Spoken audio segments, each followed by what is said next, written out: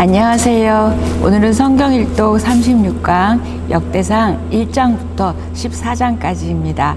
역대상은 사무엘상하 또 열왕기 상하의 내용이 반복적으로 나오기 때문에 제가 장수는 많이 잡고 설명은 짧을 거고, 저는 할 일이 적고 여러분은 할 일이 많은 성경입니다. 그렇지만 아주 쉽게 읽으실 수 있기 때문에 14장씩 정도 드려도 여러분 충분히 읽으실 줄 믿습니다. 자, 역대기는 우리가 이제 에스라, 느헤미야, 창출민수, 사사망, 데라, 르말 이렇게 가잖아요. 결국은 포로로 잡혀갔다가 돌아오게 되잖아요. 이 포로로 갔다가 돌아와서 쓴 성경이 역대기입니다.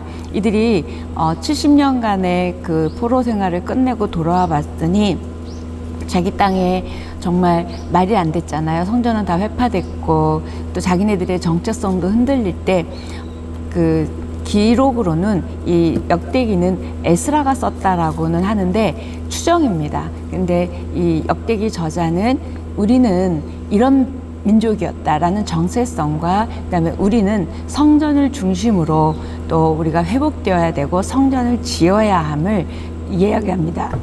그래서 역대기는 제사장적 관점에서 쓴 성경입니다. 제가 말씀드렸었죠. 그래서 열왕기 상하는 정치적인 이야기를 썼고 어느 왕이 몇 년을 했는지 우리 되게 머리 복잡했지만 역대기는 그렇지 않고 완전히 거의 다 남유다 이야기라고 생각하시면 돼요. 왜요? 남유다를 통해서 예수 그리스도가 오시기 때문에 하나님은 거기에 초점이 있으셔서 그 성경이 이제 남유다 이야기만 있고 그 왕들의 좋은 점들을 저자가 씁니다. 그래서 우리가 이런 민족이었고 이렇게 성전을 다시 지어야 하며 다시 한번 영적으로 회복되어야 함을 강조하는 성경입니다. 굉장히 은혜가 있고요. 또 여러분들은 그 열왕기 상하에서도 다 읽었던 내용인데 추가되는 부분과 좀 다른 부분들이 있어서 제가 그런 것만 짚어드렸으면 좋겠습니다.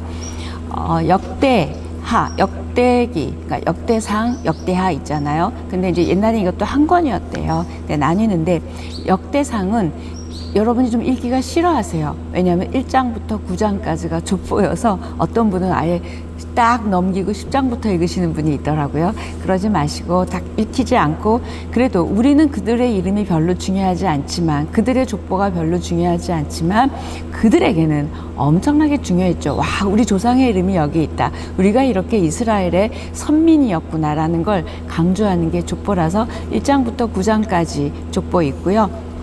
그 다음에 그 대부분 다윗의 이야기를 다 쓰고 있어요. 그러니까는 사무엘서라고 반복된다고 보시면 되죠.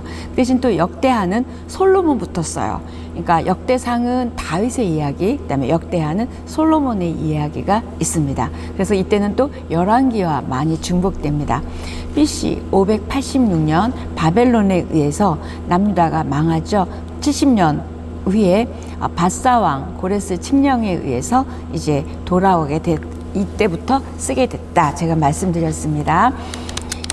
포로 기간이 끝나고 쓴 성경이기 때문에 가능한 한 회복과 소망을 이들에게 주어서 이제 영적으로 재건시키려는 그 저자의 의도, 에스라라고 많이 한다 그랬죠. 그 저자가 쓰고 있습니다. 제사장적 관점에서 썼다. 이건 무슨 이야기냐면 왕권을 중심에서 쓴 게 아니라 남왕국 유다를 중심으로 쓰되 성전을 중심으로 쓴 거예요. 그러니까 성전을 지으려고 했던 다윗, 또 성전을 지은 솔로몬의 이야기가 굉장히 많겠죠. 그래서 역대기는 제사장적 관점 딱 기억해 두시면 되고요. 무엇보다도 3차에 걸쳐서 포로로 끌려갔다가 3차로 돌아오잖아요. 이제 돌아온 이후의 이야기다 생각하시면 됩니다. 정체성, 확립, 그다음에 성전 재건 딱 머리에 넣고 읽으시면 굉장히 쉽습니다. 그다음에 에스라, 느헤미야, 에스더로 연결되는데 저는 그 순서는 조금 다르게 할게요. 그래서 우리는 에스라, 느헤미야, 에스더 전에 이사야서를 먼저 하겠습니다. 자, 1장부터 9장까지는 족보고요. 특히 10장에서는 또 구원 역사의 족보가 나옵니다. 포로기 지나고 나서 들어온 사람들이 이런 생각을 했을 것 같아요. 하나님의 이스라엘 선택은 실패한 거 아닐까? 우리가 포로로 갔다 왔으니까. 또 바벨론의 신에게 하나님이 진 거 아닌가? 우리가 그러니까 포로로 갔다 왔지. 아니면 아직도 포로로 갔다 왔지만 아직도 우리가 이스라엘 백성 맞아? 이런 생각도 했을 거고요. 아니면 아브라함 때부터 맺은 언약이 지금도 유효한가? 다윗의 약속, 그 왕권의 약속은 지금도 유효한가?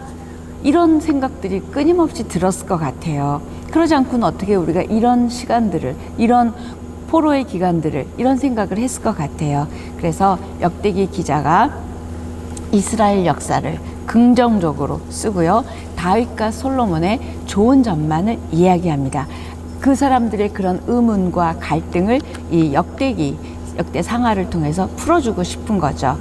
그래서 포로였던 그들에게 너희들 이런 갈등하지 마. 너희들은 하나님의 자녀고 하나님의 뜻과 계획 안에 있어. 이런 의미죠. 위로와 소망과 메시지를 주는 책입니다. 전체가 역대상이 29장인데요. 그래서 족보 9장 빼고 나면 20장이잖아요. 근데 20장 중에서도 대부분 다 다윗에 대한 이야기, 다윗의 성전 준비를 위한 장이 20장 다다. 이렇게 보시면 되니까 얼마나 심플해요. 그래서 읽기가 되게 좋습니다. 근데 족보를 조금 유심히 보시면 족보를 통해서 구원의 줄기가 어떻게 예수 그리스도로 이어지는지 그 이름 하나하나가 굉장히 중요합니다. 그래서 역대기에는 열왕기서에 나오지 않는 내용이 있습니다. 뭐냐면 어떤 사건에 대해서 열왕기에서는 석간만 나왔다면 역대기에서는 사건에 대한 하나님의 반응, 그 사건에 대한 하나님의 마음들이 나와 있는 게 역대기입니다. 자, 열왕기는 정치 역사를 다뤘다면 역대기는 종교 역사를 다루고 있습니다. 또 종교 역사를 다루되 그 족보가 주는 의미는 어디로 이어진다? 예수 그리스도를 향하여 가고 있음을 그걸 딱 가지시고 읽으시면 되는데요. 아담부터 시작하는 굉장히 거대한 족보입니다. 너희들 정체성이 흔들리는 이들에게 너희들은 근원 올라가서 아담부터 시작했다라는 거예요. 완전한 분명한 정체성을 주고 있죠. 아담에게 약속하신 여자의 후손이 아브라함의 언약으로 이어졌고 아브라함에게 약속했던 것이 1000년이 지나서 다윗에게 또 1000년이 지나서 다윗에게 했던 그 약속이 1000년이 지나서 예수 그리스도에게 연결되는 게 바로 이 족보입니다. 아담부터 그 다음에 아브라함, 그 다음에 다윗, 그 다음에 예수 그리스도 1000년으로 이어진다. 구원의 역사는 이렇게 족보를 타고 흐르고 있다.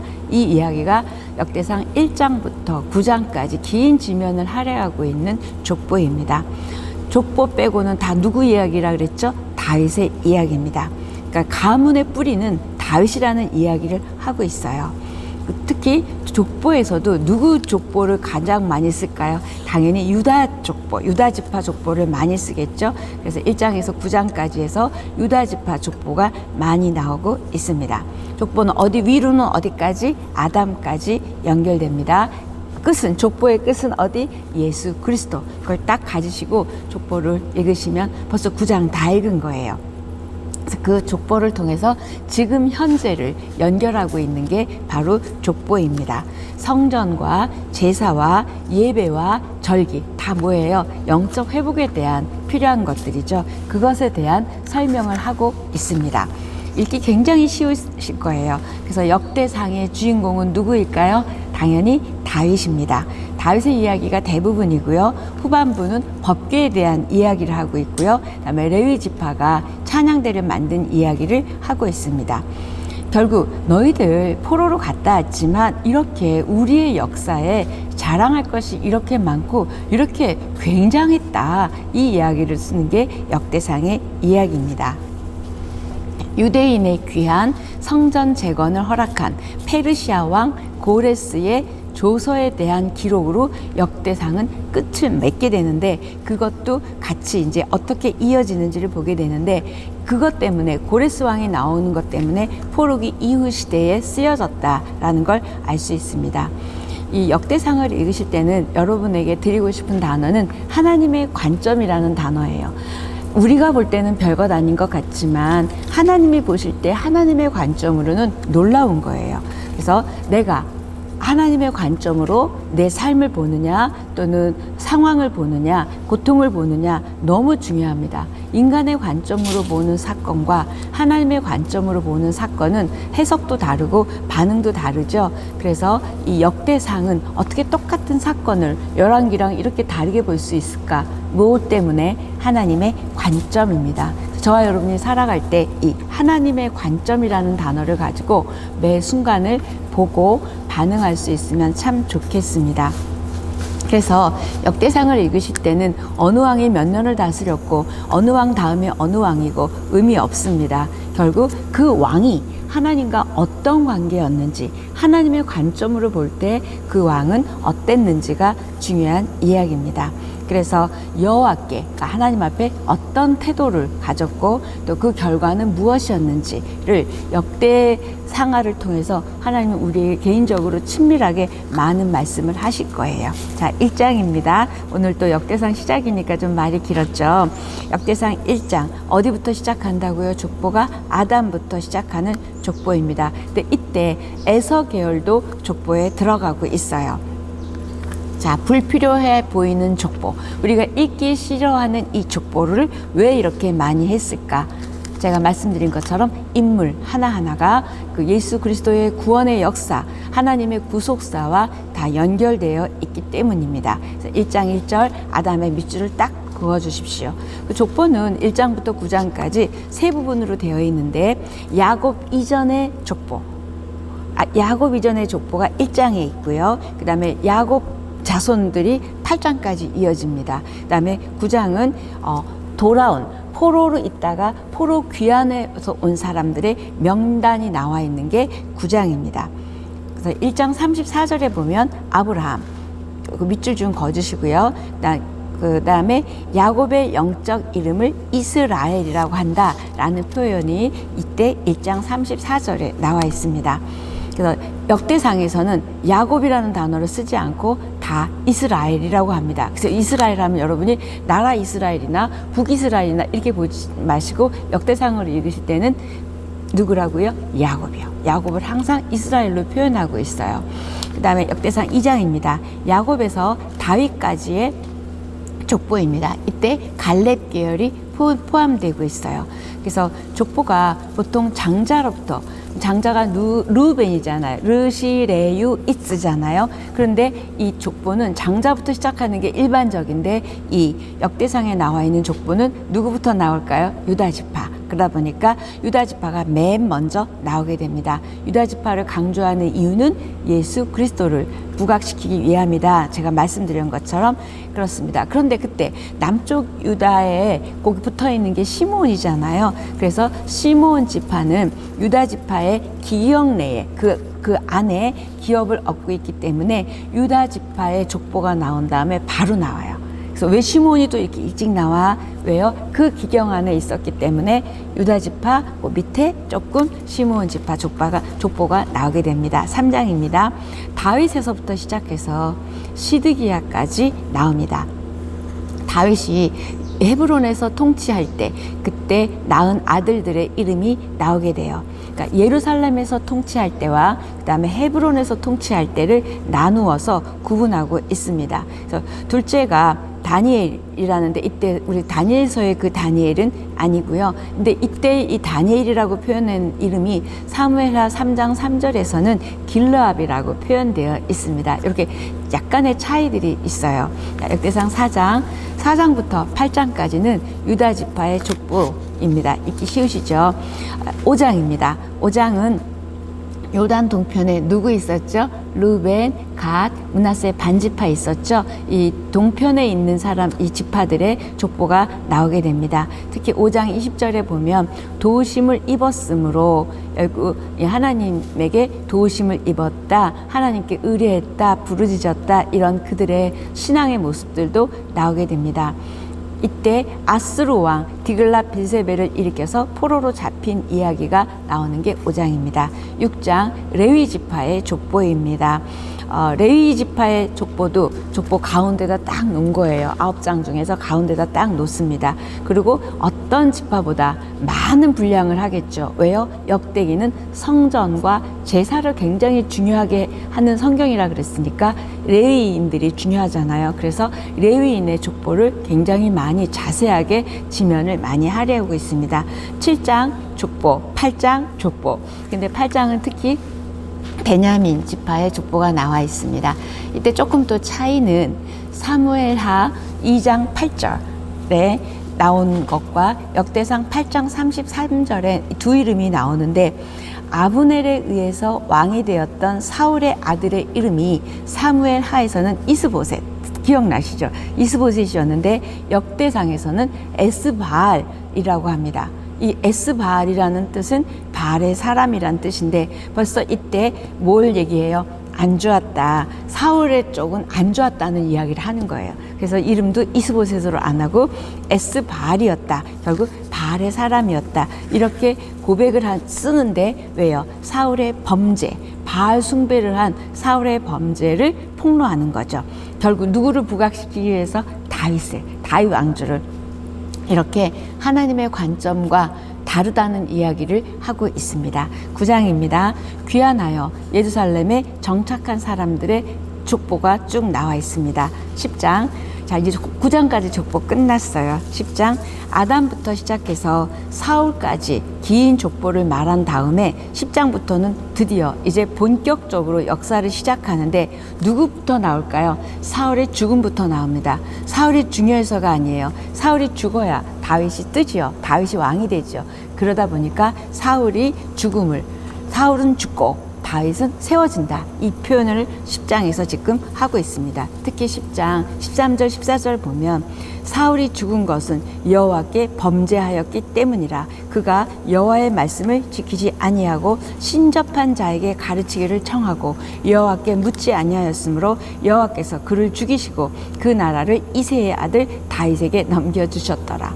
좀 편파적인 것 같긴 한데 이렇게 다윗 왕조를 지금 이 포로하고 돌아온 사람들에게 강조하는 거예요.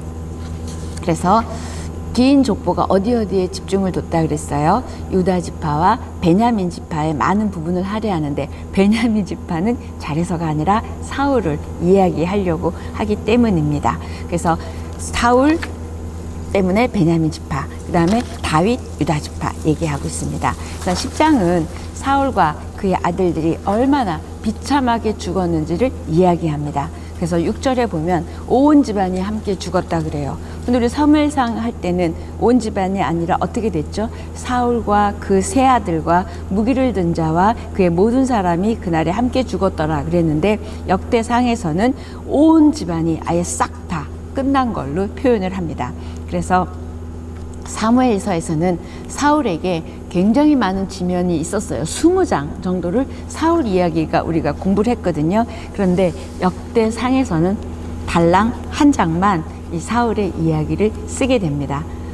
그러니까 신앙적, 아까 제가 말씀드린 하나님의 관점으로 중요한 사람을 길게 쓰겠다라는 이 저자 에스라의 의도입니다. 그래서 역대기 저자는 사울이 길보아 산에서 얼마나 처참하고 비극적으로 죽었는지 최후를 이야기하는데 그때 지면을 한 장 할애하는 거예요. 그래서 10장 13절 14절 사울이 범한 죄를 설명하고 있습니다.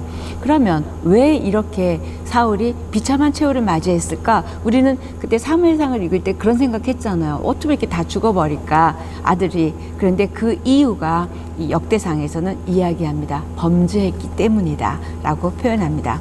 그리고 그가 범죄한 것 중엔 하나님께 묻지 않았고 그가 자기 경험으로 했죠. 그럼 우리도 다 죽어야 돼요. 우리도 하나님께 묻기보다 내 생각, 내 경험으로 많이 하잖아요. 그래서 오늘 제가 이 사무엘상과 이 역대상에 나온 이 사울을 보면서 드는 생각은 하나님을 놓치면 다 놓친 거고 하나님을 얻으면 다 얻는 거예요. 저 여러분이 하나님을 놓치지 않고 하나님을 잃지 않으면 다 얻은 거고 다 승리한 것입니다.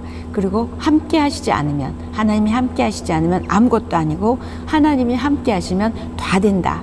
하나님이 도우시면 다 된다라는 표현을 오늘 말은 하지 않아요. 그런데 역대상 이 족보와 이 지면 할애를 통해서 또 설명한 것들을 보면서 우리는 느낄 수 있습니다. 저 여러분이 살아가는 인생이 영적 전쟁입니까? 그렇다면 우리는 하나님을 의지하고 하나님을 바라보고 하나님의 관점으로 해석하고 하나님을 얻으면 다 얻은 것이고 하나님이 함께하면 승리한 것입니다. 역대상은 그 승리를 가지고 여러분이 쭉 읽으시면 돼요. 11장입니다.